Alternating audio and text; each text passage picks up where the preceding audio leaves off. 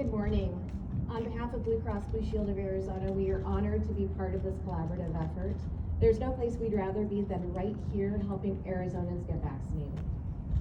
Being part of this next state-operated vaccine site allows us the opportunity to ensure more Arizonans can take one step closer to doing life the way they used to enjoy prior to the pandemic.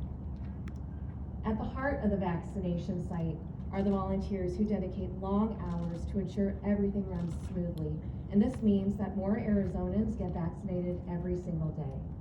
But even more impactful is the experience that volunteers contribute to people coming through the vaccination experience.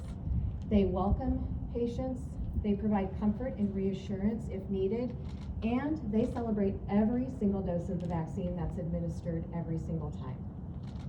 Volunteers often share they are forever changed by this experience of helping their community get re-inspired with a dose of both hope and good health. Blue Cross Blue Shield of Arizona, along with our employees, family members, friends, and community members, have provided more than 110,000 volunteer hours to support State Farm Stadium, and we look forward to providing that same level of support here to ensure the Chandler-Gilbert Community College site is successful as well. Thank you.